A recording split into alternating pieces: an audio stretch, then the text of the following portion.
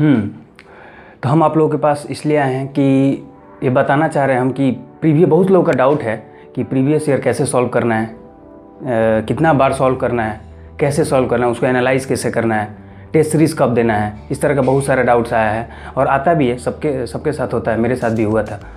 तो हम बताते हैं प्रीवियस ईयर कैसे बनाना है। प्रीवियस ईयर बनाने से पहले आपको पहले तो टॉपिक को पढ़ लो अच्छे से, हर एक टॉपिक को, जो आप टॉपिक पढ़े उस टॉपिक को ख़त्म करो, उसके बाद प्रीवियस ईयर लगाओ। प्रीवियस ईयर लगाते वक्त ये नहीं पता होता है सबको कि प्रीवियस ईयर कैसे लगाना है। शुरू में जैसे है आंसर देखते गए, लगाते गए, देखते गए, लगाते, लगता है कि ख़त्म हो गया, लेकिन ख़त्म हुआ नहीं है। तो इसलिए आप जब फर्स्ट टाइम ही प्रीवियस ईयर लगा रहे हो तो उसको उसी टाइम एनालाइज कर लो, उस क्वेश्चन को नहीं जो तुमको आ रहा है, ऑलरेडी वो तो आ चुका है, वो तो तुम्हारे दिमाग में है ही। उस क्वेश्चन को एनालाइज करो जो क्वेश्चन नहीं आ रहा है, वही क्वेश्चन फंसाता है। जिस क्वेश्चन को हम लोग क्या करते हैं, इग्नोर कर देते हैं। होता है क्या, जब सारा क्वेश्चन धीरे धीरे जब बनने लगते हैं, हम लोग के जब क्वेश्चन बनने लगते हैं तो क्या होता है, कॉन्फिडेंस आने लगता है। कुछ क्वेश्चन उसमें जो अच्छे लेवल के क्वेश्चन होता है उसको हम लोग इग्नोर कर देते हैं, स्किप कर देते हैं। क्यों? क्योंकि बाकी क्वेश्चन बनने लगते हैं, उस सब क्वेश्चन पर ध्यान ही नहीं जाता है। लेकिन वही क्वेश्चन हम लोग को धोखा देता है एंड में। ठीक है, तो उस क्वेश्चन पे फोकस करिए जो आपको नहीं आ रहा है। ठीक है, उसको एनालाइज करिए और एनालाइज करके, एनालाइज इन द सेंस कि उसको अच्छे से उसका सॉल्यूशन को देखिए, समझिए, समझ के उसको हो सके तो उस एनालाइज चीज़ को अपने जहाँ पे आप पढ़ रहे हैं उसको उसके आगे में चिपका दीजिए, या फिर उसको कॉपी में कहीं लिख के, मतलब हमेशा देखिए उसको। ऐसे करने से फ़ायदा ये होगा कि आपको एक ही बार प्रीवियस ईयर में पूरा एनालिसिस हो जाएगा आपका। हम ये भी बताएंगे एनालाइज कैसे करना है, बहुत टेस्ट सीरीज में भी कैसे करना, बहुत सारा चीज़ बताएंगे अभी। तो हो सकता है वीडियो थोड़ा लंबा होगा, उसको आप लोग देखिएगा। तो एनालाइज करने से ये होगा कि आपका प्रीवियस ईयर एक बार ही अगर बनाएंगे आप, अगर सही से प्रीवियस ईयर को एनालाइज कर लिए, उस क्वेश्चन को, जो क्वेश्चन आपको नहीं आ रहा था, उससे क्या होगा कि अब दोबारा करने की ज़रूरत नहीं है। अब हमेशा आप देखते रहोगे, जब भी नज़र जाएगा दीवार पे आपके या फिर कॉपी में कि अरे यार ये क्वेश्चन तो प्रीवियस ईयर का था, इससे ऐसे था, ये क्वेश्चन था, नहीं आया था। तो इस टाइप के जो भी डाउट रहेगा आपका सब क्लियर रहेगा और प्रीवियस ईयर एक ही बार बनाइएगा और हो जाएगा। ठीक है, दूसरा चीज़, और जिसके पास अगर फ्रेशर हैं आप लोग और आप लोगों के पास टाइम हो सकता है अभी तक तो ख़त्म हो जाना चाहिए, अगर जो सिंसियर होगा वो ख़त्म, या फिर जिसका नहीं भी हुआ है कोई बात नहीं, तो वो प्रीवियस ईयर दूसरे जितना बार प्रीवियस लगा उतना बार अच्छा तो है ही। लेकिन जिसके पास मान लेते हैं टाइम नहीं है, ठीक है, और जिसके पास टाइम है भी, या बहुत लड़का ये ऐसे होता है जो 4-5 बार बना लेता है, ठीक है, तो वो तो बहुत अच्छा है, जितना ज़्यादा बार बनाओगे अच्छा रहेगा। लेकिन बनाने से बहुत बार, जैसे मेरे साथ हुआ, 2-3 बार हम बना लिए, लेकिन फिर भी हम चौथी बार जब बनाने बैठे तो कुछ ऐसा क्वेश्चंस आ रहे थे, कुछ ऐसे जो अभी भी नहीं बन रहे थे। तो उस चीज़ को हम उसके बाद एनालाइज करना शुरू किया। चलो पहले प्रीवियस ईयर को एनालाइज करो। ठीक है, प्रीवियस ईयर एनालाइज जैसे कर लोगे तो क्या है कि अब तुमको दोबारा बनाने की जरूरत ही नहीं है। कोई भी क्वेश्चन पूछेगा तुमको क्लिक कर जाएगा, अरे यार ये तो क्वेश्चन बनाए थे।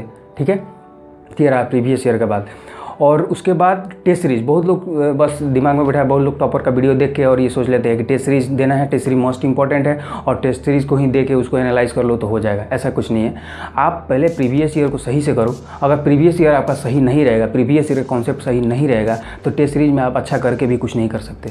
क्योंकि टेस्ट सीरीज क्या है यार, प्रीवियस ईयर क्या है, वो तुम्हारा मेन है, उसी से सब उसी के थ्रू आएगा, उसी पे आएगा। जरूरी नहीं कि वो कॉन्सेप्ट आएगा वो, या फिर हो सकता है उससे बाहर भी आ सकता है, कुछ भी क्वेश्चन आ सकता है। तो टेस्ट सीरीज तो इंपॉर्टेंट है, लेकिन प्रीवियस ईयर उससे ज़्यादा इंपॉर्टेंट है। इसलिए आप पहले प्रीवियस ईयर दो, अच्छे से उसको एनालाइज कर लो, उसके बाद टेस्ट सीरीज लो। टेस्ट सीरीज लेने में कोई जल्दी करने की ज़रूरत नहीं है। और इसके पहले सर आपको बता दिए होंगे कि कौन सा टेस्ट सीरीज लेना मतलब सही रहेगा।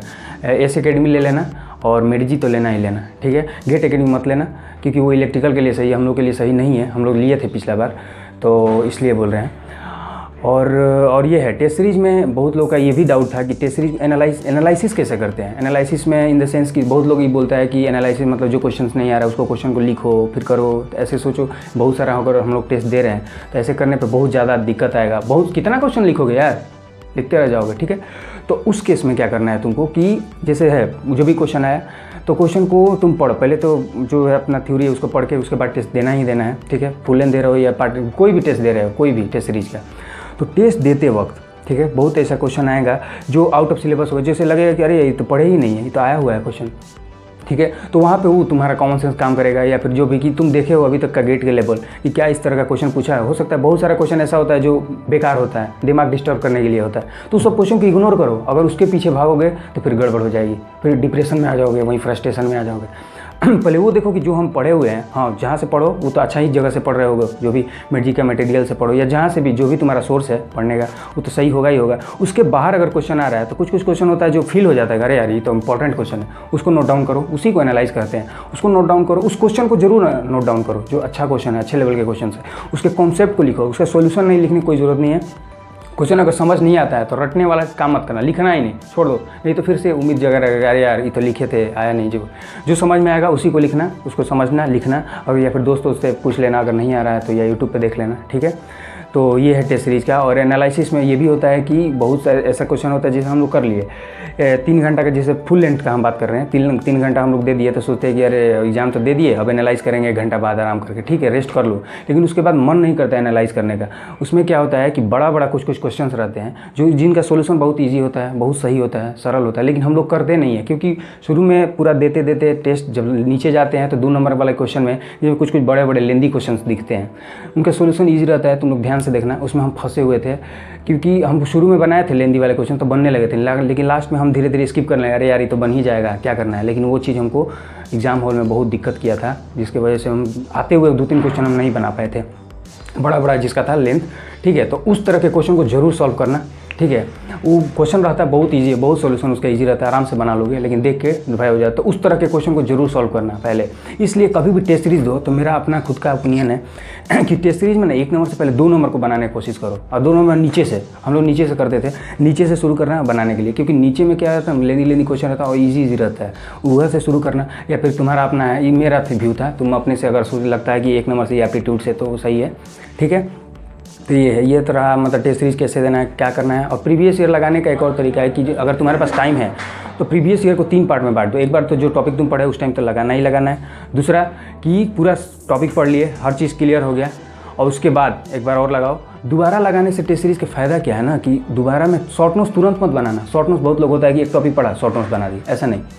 पूरा तुम टॉपिक को अच्छे से पढ़ो, एक टॉपिक को पढ़ो, तुरंत प्रीवियस ईयर लगाओ, प्रीवियस ईयर लगाओ तो उसी टाइम एनालाइज कर लो। एक दूसरा चीज़ कि पूरा टॉपिक पढ़ने के बाद उस सब्जेक्ट धीरे धीरे मैंने टॉपिक वाइज सब्जेक्ट वाइज लगाते जाओ, उसके बाद पूरा सब्जेक्ट खत्म हो गया। मान लेते हैं सॉइल तुम पढ़े, सॉइल खत्म हो गया तुम्हारा, उसके बाद फिर से प्रीवियस ईयर लगाओ। तो तुम तो टॉपिक वाइज ऑलरेडी लगाए हो, तो उस टाइम तुम पूरा एनालाइज किए ही होगे प्रीवियस ईयर को, तो उसके के बाद जो तुम लगाओगे ना तो फटाफट क्वेश्चन लगते जाएंगे। उसमें टाइम वेस्ट नहीं करना। जो क्वेश्चन तुमको ऑलरेडी पहले बना चुके हो, लग रहा है इजी है, उसको टाइम मत देना। जो एनालाइज किया उसको दोबारा से बनाना, खुद से बनाना, अच्छे से बनाना, सोच समझ के बनाना, देखना। गारंटी देते हैं तुमसे, अब दोबारा प्रीवियस ईयर के एक भी क्वेश्चन देखोगे तुम लगे अरे यार ये हवा लगेगा, ठीक है। तो आसानी से कॉन्फिडेंस भी डेवलप होगा। कॉन्फिडेंस डेवलप देखो गेट के लिए ना सबसे ज़रूरी चीज़ होता है कॉन्फिडेंस, इसलिए कॉन्फिडेंस डेवलप करना बहुत ज़रूरी है। तो प्रीवियस ईयर को सही से करो, प्रीवियस ईयर अच्छे से आने लगेगा ना तो खुद ब खुद कॉन्फिडेंस डेवलप हो जाता है सही से, ठीक है। तो वो करना तुम कि दोबारा में दूसरा स्टेप ये था कि तुम पूरा ख़त्म करके उसके बाद से टेस्ट सीरीज दे लगाना, टेस्ट सीरीज नहीं प्रीवियस ईयर को लगाना।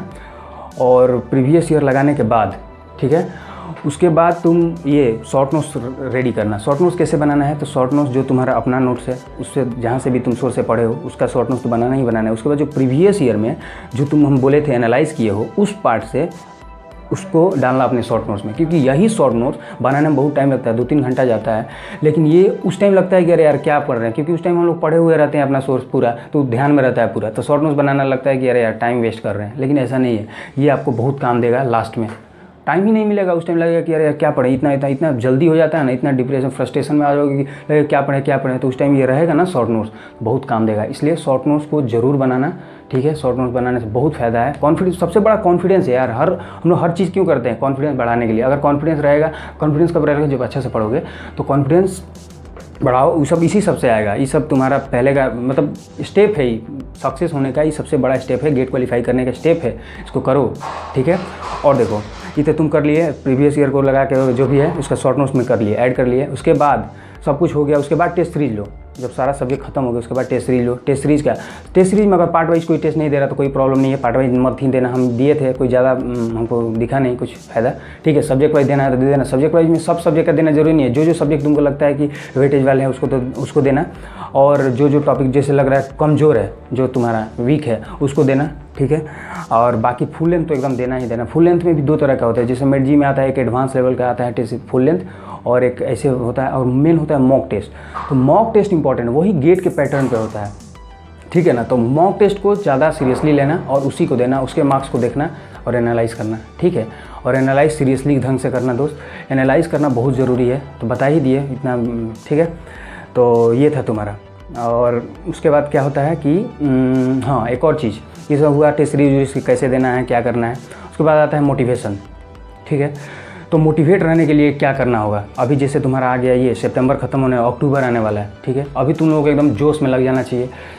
सबसे पहली बात, प्योर सेल्फिश बन जाओ, प्योर सेल्फिश, किसी से कोई मतलब नहीं, खुद से मतलब रखो। कौन क्या सोचता है तुम्हारे बारे में, केयर ही मत करो किसी का, अपने बारे में सोचो, अपना करो, तुम और तुम्हारा पढ़ाई, बस। बीच में कोई नहीं आना चाहिए किसी से। अगर तुम बात भी करते हो, कोई भी हो, लड़का लड़की, किसी के लिए, हर सबके लिए बोल रहे हैं, सबको छोड़ दो, क्योंकि अभी तुम्हारा ज़रूरी है कैरियर। अगर तुम सही कर गए, अच्छा, क्योंकि तुम हमेशा ये सोचो ना कि तुम्हारा जो कंपटीशन है तुम्हारे बगल वाले रूम से नहीं है, तुम्हारा कंपटीशन है उन लड़कों से जो आज IIT NIT में भी पढ़ते हैं। वो लोग भी गेट का तैयारी करते हैं, वो भी गेट देते हैं। और कुछ तुम्हारे सीनियर भी होंगे, जैसे 2-3 साल सीनियर, 3 साल तक दे सकता है ना, कोई भी दे सकता है यार, इसमें तो एज भी लिमिट नहीं है, कोई भी दे रहा है। तो उस सब सोचो कि वो सब पढ़ाई कर रहा है, और टाइम वेस्ट मत करो।